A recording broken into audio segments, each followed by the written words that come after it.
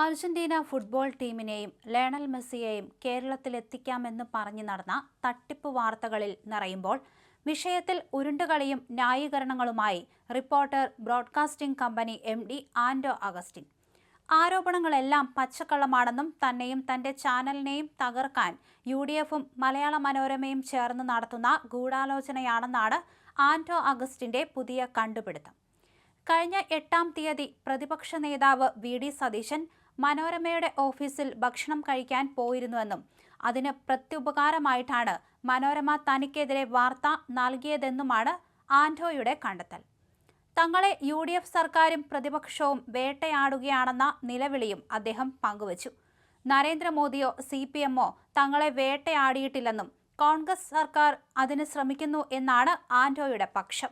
126 കോടി രൂപ നഷ്ടപ്പെട്ടെങ്കിൽ അത് റിപ്പോർട്ടർ ബ്രോഡ്കാസ്റ്റിംഗ് കമ്പനിക്ക് മാത്രമാണ്. സർക്കാരിന്റെയോ ജനങ്ങളുടെയോ മനോരമയുടെയോ 1 രൂപ പോലും പോയിട്ടില്ല.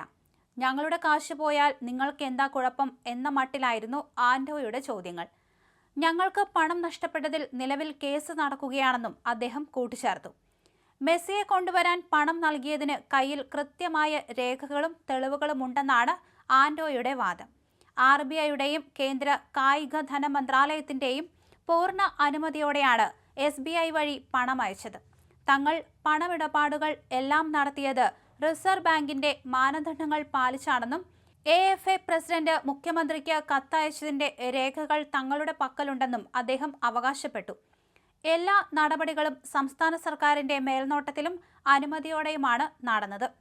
AFAയുമായി കരാർ ഒപ്പിടാൻ റിപ്പോർട്ടറിന് അനുമതി നൽകിയത് സംസ്ഥാന സർക്കാരാണ്. കേന്ദ്രത്തിന് കത്തയച്ചതും സർക്കാരാണ്.